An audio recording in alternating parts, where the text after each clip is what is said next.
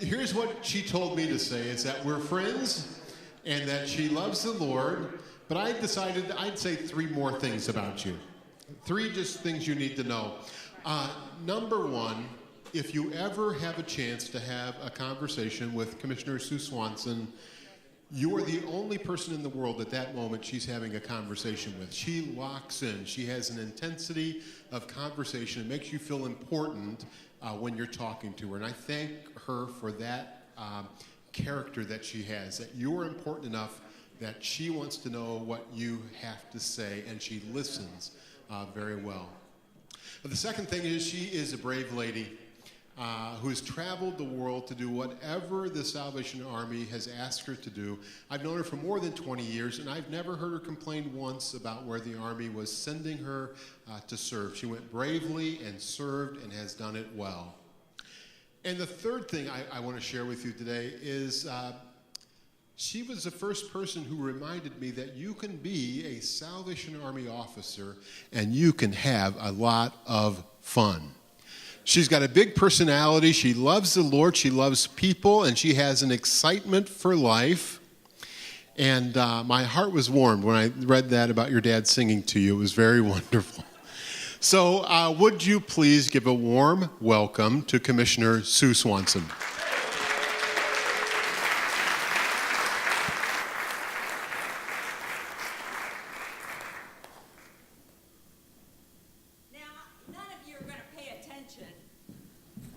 Because you've had a long day, and I hardly can see you, but honestly, my father didn't sing to us. And I don't have 5 children. That would be nice, but I've got 4, so there you go. I'm very glad to be with you and be among you. For me, it's getting to, can we turn this spotlight down a little? Is there, there. Oh, there you are. That is so sweet. It is such an honor to be with you. Now, let me just start in because I'm just going to tell you what the Lord told me to talk about. And it has to do, let me tell you a story from 4th grade, which will tell my age. In 4th grade, we learned how to use fountain pens.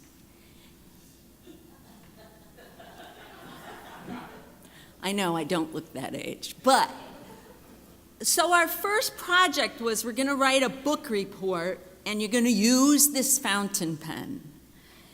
And I did a book report. I remember it. It was on the Oregon Trail. How do you say Oregon? Oregon. On the Oregon Trail.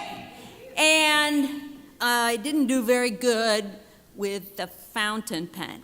So you had to keep writing this book report. There was no autocorrect or anything. And you had to keep writing it until you had a perfect book report. So I copied this book report 30 times.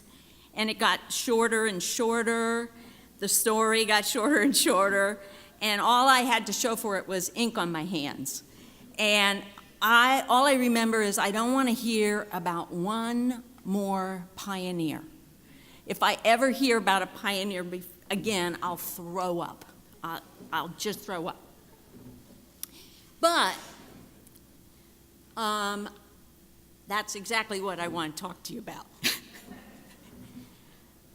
How old would be, how pioneers for the Kroc centers, the oldest pioneer would serve how long? 15 years? Would that be the oldest pioneer service? Is it in that range? Do you all consider yourself that you're part of the pioneer movement? Amen. You know, I'm just thinking about it. And I've been thinking about what it means to be a pioneer. I made up my own definition because I know everybody gets up and says, Webster defines pioneer as blah, blah, blah, blah, blah. And the one I made up was exactly what Webster said, which I was really glad about. But it's this whole concept about people who go out to explore and to settle a new country. People who make a path for other people to follow. People who go out into the unknown. Are you a pioneer? Soldiers who were detailed to form the roads, dig the trenches, make the bridges, so an army can advance. Are you a pioneer? People who open the way for a future. We, by God's grace, are still a pioneer movement. And you are still pioneers. And my question today for you is, how are you pioneers doing? How's it going? How's that feeling? So I think your whole Kroc experience, your whole Kroc life can be a real picture of the Christian journey.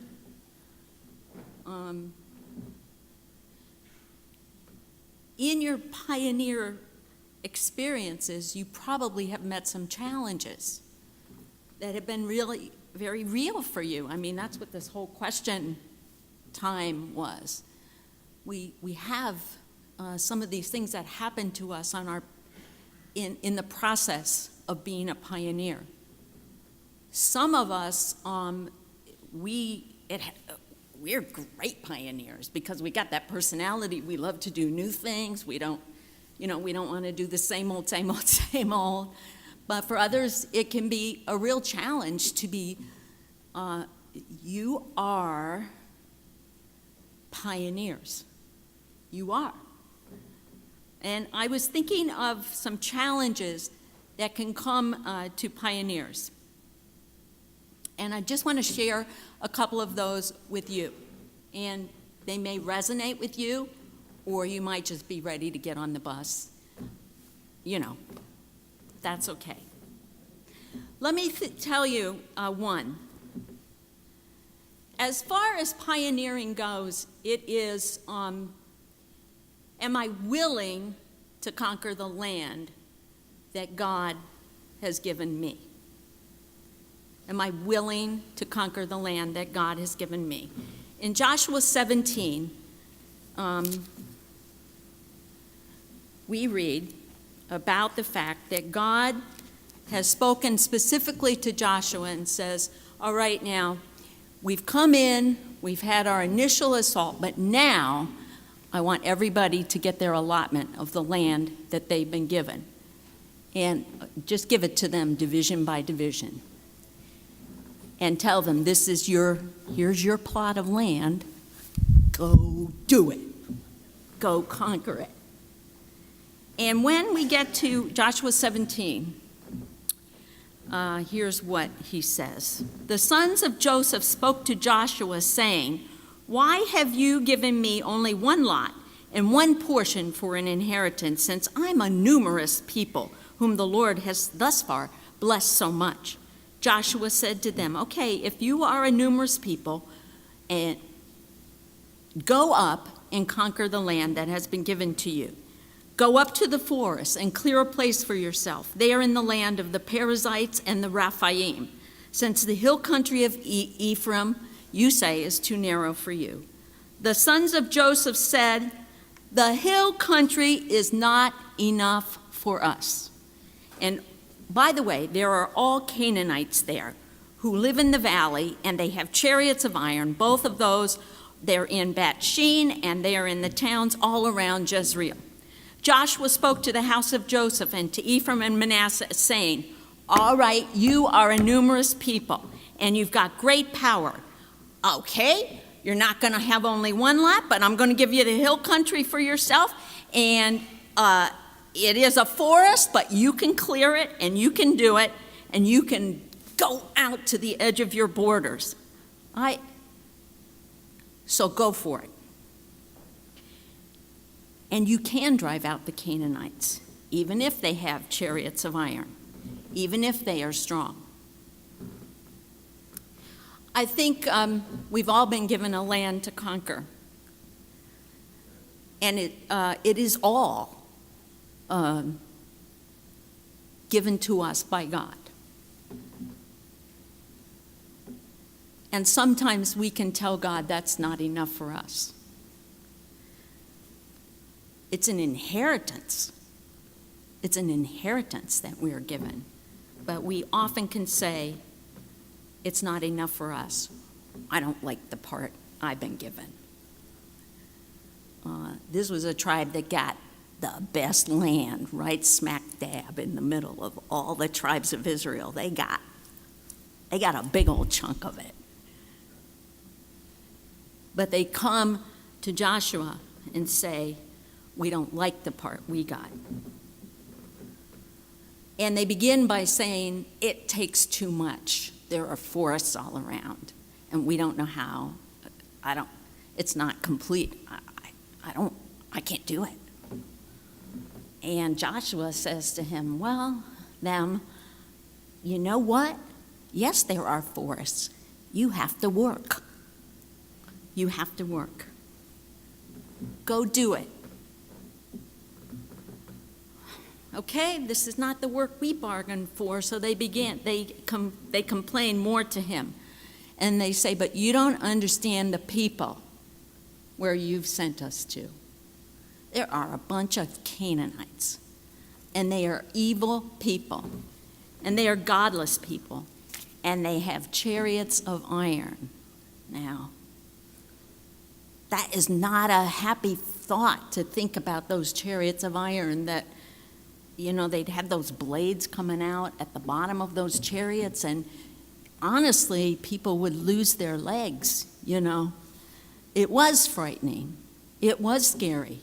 They were being sent into an inheritance that really meant work and really meant heathen. Aren't you grateful that we all have Canaanites near the Kroc Center? Aren't you grateful? Aren't you grateful that you've got Canaanites? That you have Canaanites. And Joshua says, by God's power, don't be afraid of them. Don't be afraid. Go. Take your inheritance. Win it for God. As pioneers, sometimes we can just be afraid. It's frightening. I think about pioneers in America, and I'm just thinking some of the things they had to face. Terrible weather, starvation, prairie fires, war. Ugh. Yeah. I'm sure some days they go, this pioneer stuff is not very good. But do we ever tell God that the place that He's put us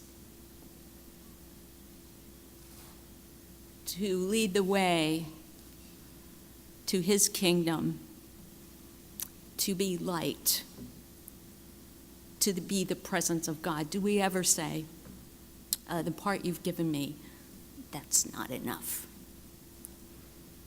It's too much work. There's too much evil.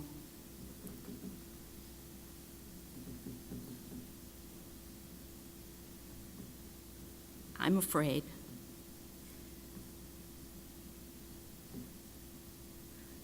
I've just forgotten a little bit how to trust God and to be bold. Help me.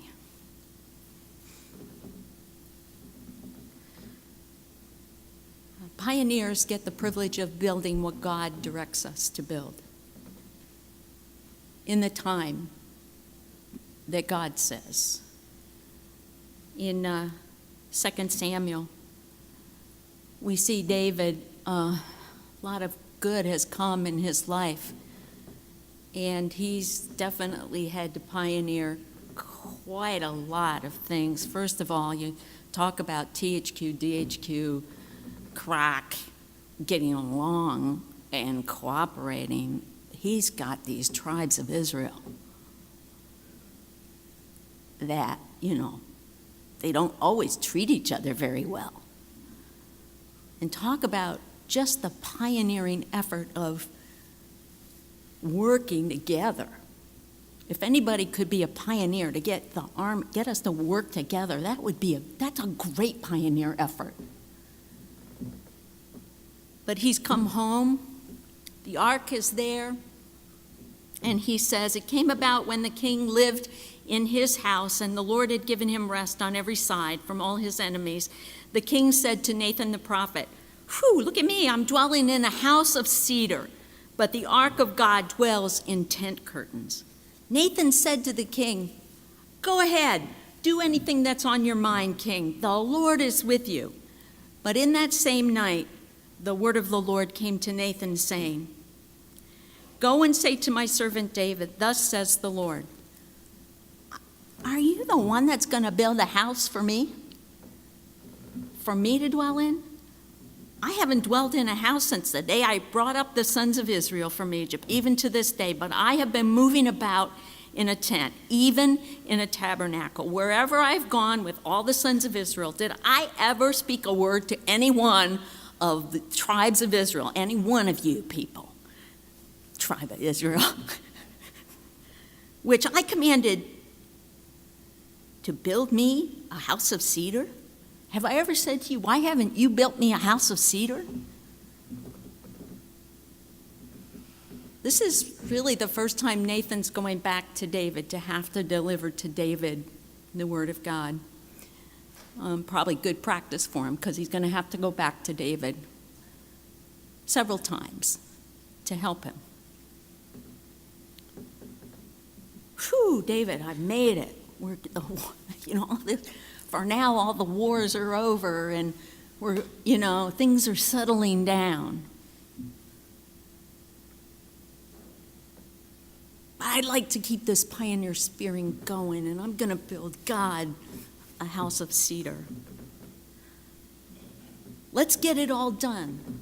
No more change orders. Let's just get this done. Let's build God a place of cedar.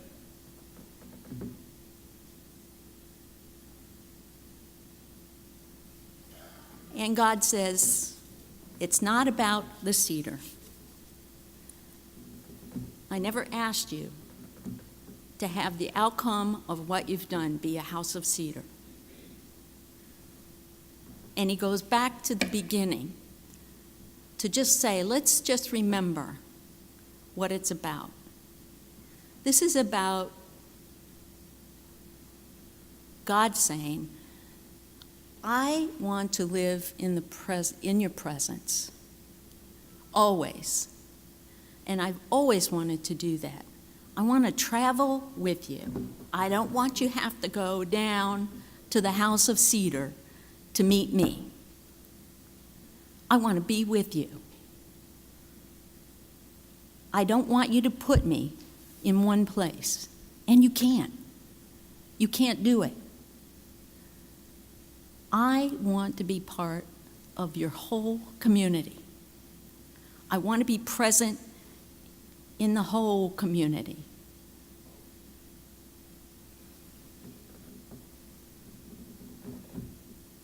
He goes back to the beginning of the journey, and he says, you remember, I took the Israelites out of Egypt, out of slavery. I set them free, and I went with them. I've always gone with them. My presence in that tabernacle has always been at the very center of who they are.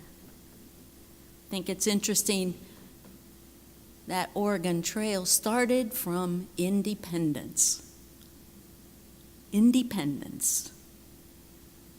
And that's where God said, I started with you, tribe of Israel. I started with you in Independence, Egypt. And I'm not asking you to pin me down. I want to be with you. And David, I took you were up in the middle of nowhere in a sheep pasture.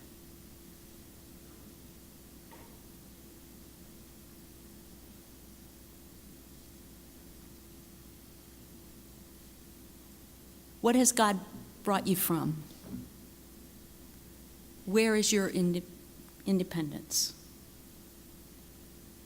How has He gone with you on your journey? With you, with your community of faith? Do you have to go down somewhere to go in a building to get Him, to be present with Him? God says, I don't need cedar.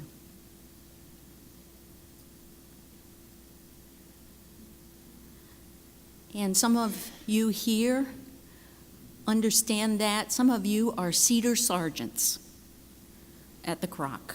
I mean, you carry great responsibility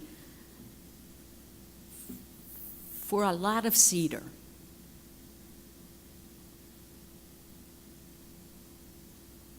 But you understand that it's not about the cedar, right? It's not about the cedar.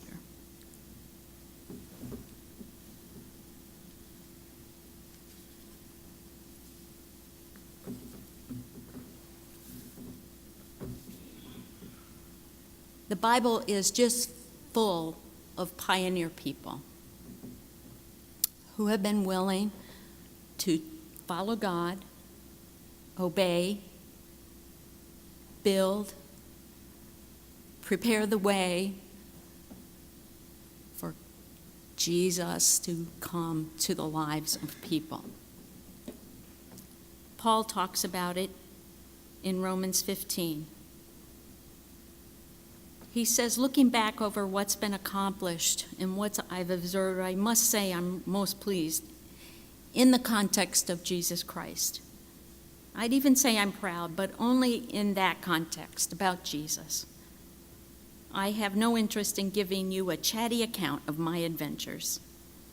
Only the wondrously powerful and transformingly present words and deeds of Christ in me that triggered a believing response among the outsiders. In this way, God has allowed me to trailblaze a preaching of the message of Jesus all the way from Jerusalem far into northeastern Greece. This has all been a pioneer work, bringing the message only to those places where Jesus was not yet known and worshiped. And here has been my text. Here's what I've focused on, he says. Those who were never told about him, they're going to see him. Those who've never heard about him, they're going to get the message. That's the kind of pioneer I want to be. So my question to you, how are you pioneers doing? How's it going? In the place you have been called to pioneer so that people will see him and will get the message. Abraham went, not knowing where he was going. He obeyed. John the Baptist could just so gently say, this is what it's all about. Behold the Lamb of God. Mary said, I am your servant.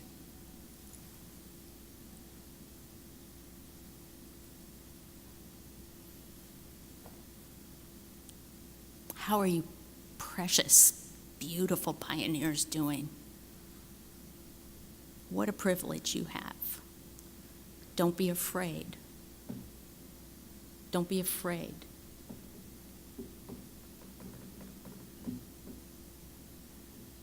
take God to the community. Now let's go back on that Oregon Trail. There's a museum in our territory in Kearney, Nebraska, and it pays tribute to the people who left Independence and headed out. And in that museum is this beautiful plaque. And sometimes it helps me to think about what is written there in context of sometimes what God is calling me to do. It says this: "The cowards never started. The weak died on the way. Only the strong arrived. These were the pioneers."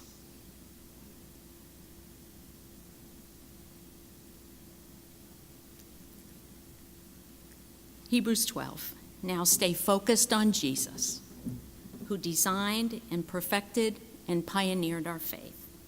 He endured the cross and ignored the shame of that death because he focused on the joy that was set before him. And now he is seated beside God on the throne, a place of honor. God bless you, pioneers.